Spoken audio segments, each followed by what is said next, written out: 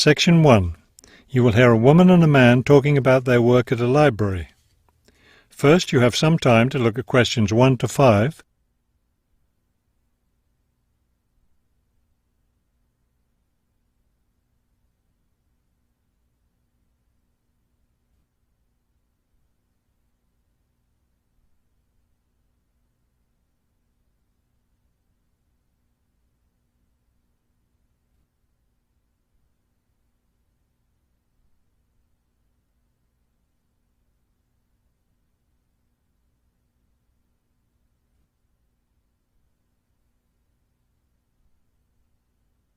You will see that there is an example that has been done for you. On this occasion only, the conversation relating to this will be played first. Hello, I'm Mrs. Phillips, the head librarian. You're the new library assistant, aren't you? Yes, I'm Robert Haskell, but please call me Bob. The woman introduces herself as the head librarian, Mrs. Phillips, so the name Mrs. Phillips has been written in. Now we shall begin. You should answer the questions as you listen, because you will not hear the recording a second time. Listen carefully and answer questions 1 to 5.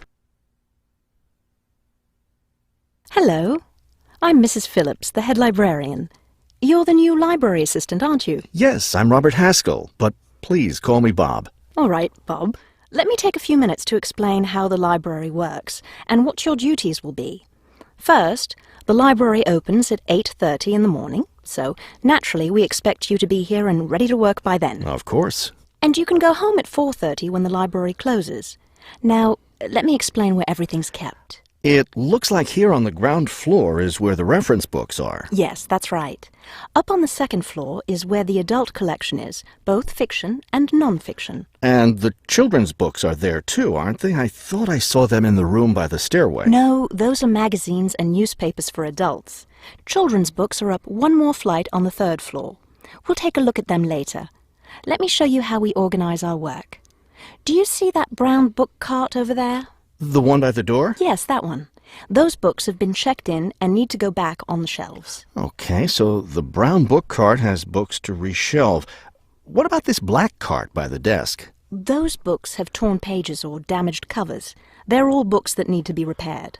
Okay, I know how to do a lot of that. I'm pretty good at mending torn pages and covers. That's great, because we really need help with that. And that white cart in the corner, what are those books for? Those are old books that we've taken off the shelves to make room for new ones.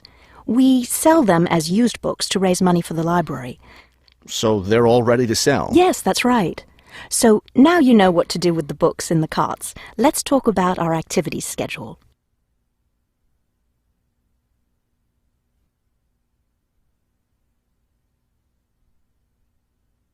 Now listen and answer questions 6 to 10. I understand this library has a number of interesting activities every week. Yes, our activities are quite popular. The most popular one is story time for the children. Do a lot of children show up for that? Yes, a good many. It takes place in the children's room on Thursday mornings at 11. Isn't there a family movie night too? Yes, but it's not at night anymore. We used to have family movies on Fridays when the library is open until 9, but now we have a different activity at that time, so we had to switch family movies to the weekend, Saturday afternoon. How much do you charge for the movies? They're all free. The movie always starts at 2:30 in the reference room, but you don't have to worry about that since you don't work on weekends. And what takes place on Friday evenings? We've just started a weekly lecture series. We have a different speaker every week, and the lectures cover all different kinds of topics. That sounds like something I'd be interested in attending. Good, because we'll need your help with that. You'll be working Friday evenings, and one of your duties will be to set up the meeting room on the first floor for the lecture. What time will you need that done? Let's say by 6:15. The lecture starts at 6:30, and the room needs to be ready well ahead of time. A lot of people arrive early. Maybe I should have the room ready by 6? That wouldn't be a bad idea.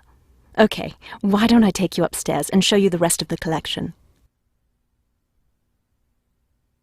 That is the end of section 1. You now have half a minute to check your answers.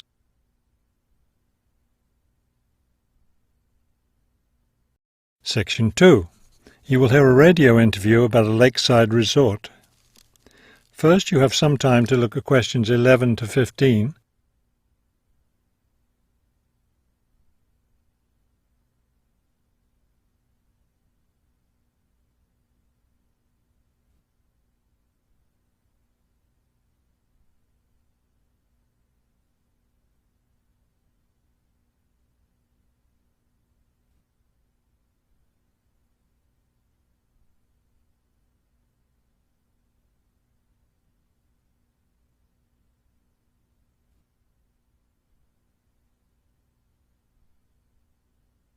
As you listen to the first part of the talk, answer questions 11 to 15. Good afternoon, and welcome to today's show. The warm months are with us, and many of you are getting ready to plan vacation trips. To help you with that, we have a special guest today, Robert Sampson, director of the Golden Lake Resort. Robert, I understand Golden Lake is a popular place for families to spend their vacations. Yes, families enjoy spending time at Golden Lake. Many come back year after year. We have a spectacular location and fun activities for both children and adults. Could you describe for us some of the activities available at Golden Lake? We have a lot of water activities, of course, since we're right on the lake. We have a pleasant sandy beach for swimming. We also have canoes and sailboats available, and many of our guests enjoy boating on the lake. I imagine water skiing would be popular among your guests. Actually, we don't permit water skiing in the resort area. It can be dangerous for swimmers and for the canoeists too. We do have a great location for fishing, though, and you'll often see guests fishing from our dock or from the canoes. That sounds very relaxing. What about activities on land? Do you have facilities for tennis? We had tennis in the past, but the courts fell out of repair, and since we found that most of our guests weren't interested in the game, we closed the courts down. So that's no longer an option. And naturally, because of our location in the woods, we don't have an adequate area for a golf course. But I'd like to let your listeners know that we'll be adding a new activity this year. We've made an arrangement with the local stable, so now we're going to have horseback riding available for our guests. We've created several riding trails around the lake. That sounds lovely. Now, what about rainy days? What can your guests do when the weather's bad? We have a games room and a crafts room. When the weather's rainy, some of our very talented staff members offer arts and crafts classes for all ages. What fun! Do you offer any other classes or activities?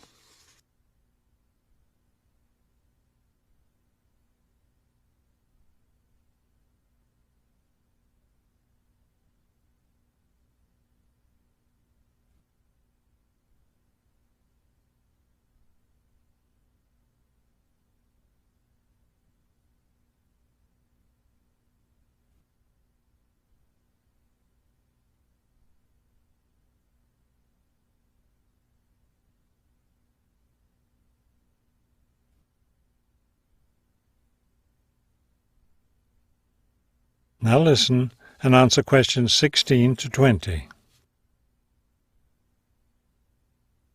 We have a weekly schedule of evening activities which anyone can attend if they choose. Every Sunday we show a film, always something that's suitable for the whole family. Monday's my favourite night because that's dessert night. Our cook prepares a variety of desserts and we get to taste them all. I'd like to be there for that. Yes, it's great. We get more serious toward the middle of the week. Our discussion night is on Tuesday. Discussion night? Yes, we discuss different current events depending on what's happening that week in the news. Then on Wednesdays we have lectures. We invite different experts to talk about local history or nature topics. This is actually one of our most popular evening activities. We found that our guests are really interested in learning about the local area. It sounds quite interesting. Yes, we've had some excellent speakers. Thursday nights are totally different because that's when we play games. That's especially fun for the children. The children love Fridays too because that's talent show night. Everyone gets in on that. Staff, guests, everyone. It looks like you have a lot of fun at Golden Lake Resort. We do, and we end every week with big fun, with a dance on Saturday night. Now I understand a little more why Golden Lake is such a popular place for family vacations. With such a variety of activities, there's something for every member of the family there. There is, and I hope your listeners will consider spending their next vacation with us. That is the end of section 2. You now have half a minute to check your answers.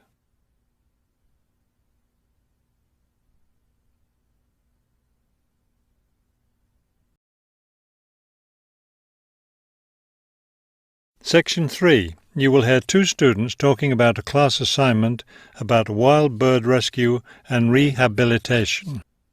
First, you have some time to look at questions 21 to 25.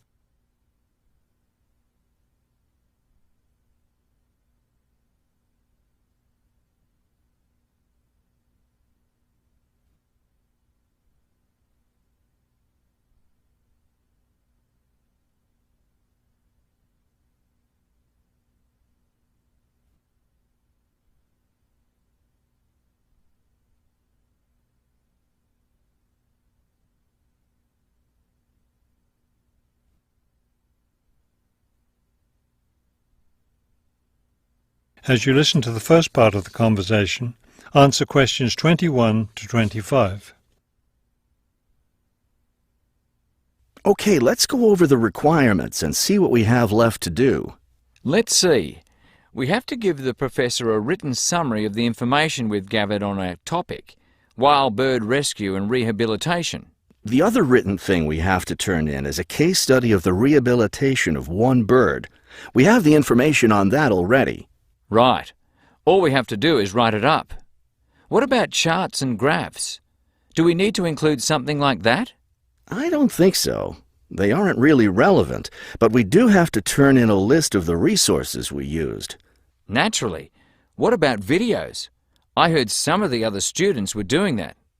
Well, I guess that must be optional, because I don't see it on the requirements list.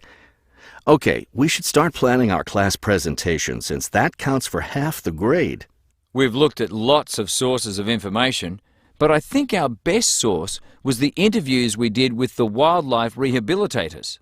Agreed. That and the journal articles. I think we have enough information from those 2 sources for the presentation anyhow. The books we looked at weren't all that helpful. I wonder if we should try to bring in some live birds for the presentation. That would be too difficult, don't you think? But we have lots of photos of rehabilitated birds. We can show those.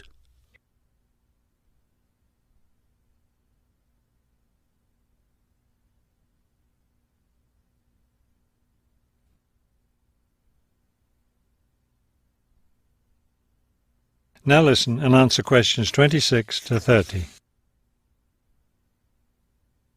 Right. Okay. I think we should start by talking about how to rescue a bird. Probably first we should help people understand which birds need rescuing. Yeah, that's really important, because a lot of times people see a baby bird that's all alone, or they find a bird sitting on the ground and they think it needs to be rescued. And usually those are just baby birds learning to fly. So we should emphasize that people should only attempt to rescue a bird that's clearly injured. For certain kinds of birds, the rescuer needs to wear protective gloves, because some of those birds have sharp claws and can tear your shirt, or worse, injure your face or some other part of your body. Yes, that's an important point. Okay, next, let's tell people to put the injured bird in a box with good air circulation. We should let them know that a cage isn't necessary, and a bag, especially a plastic one, could hurt the bird more. Another thing we need to say is that the best way to help the bird stay calm is not by petting it or talking to it, but by leaving it completely alone.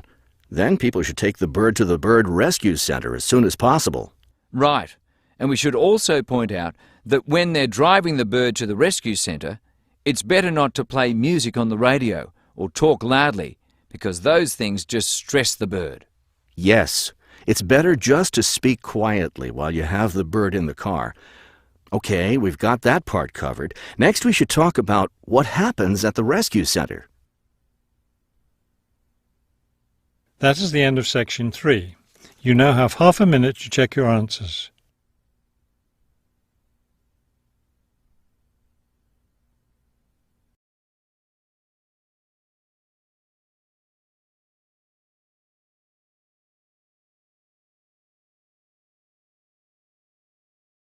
Section 4. You will hear a lecture about the Great Barrier Reef. First, you have some time to look at questions 31 to 33.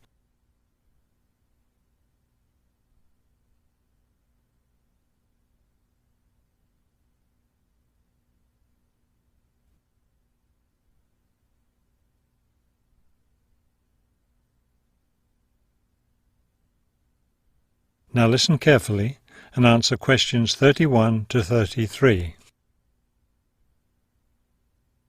Despite its name, the Great Barrier Reef isn't just one large coral reef. Rather, it's a system of coral reefs that stretches along the east coast of Australia, covering an area of around 300,000 square kilometres. The Great Barrier Reef is composed of approximately 3,000 individual reefs, which range in size from 1 hectare to more than 10,000 hectares each. In addition, around 600 islands are scattered throughout the area, particularly at the northern and southern ends. The reefs themselves are composed of over 400 different kinds of coral, the largest variety of corals found anywhere in the world.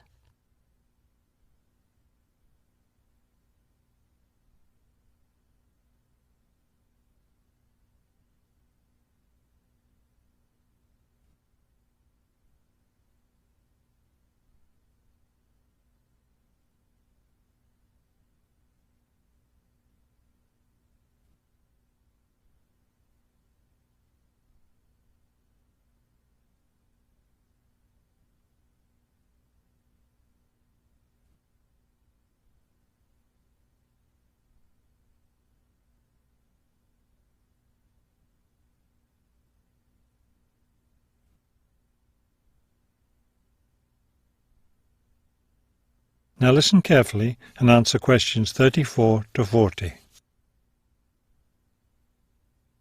Thousands of species of sea animals live in and around the reefs.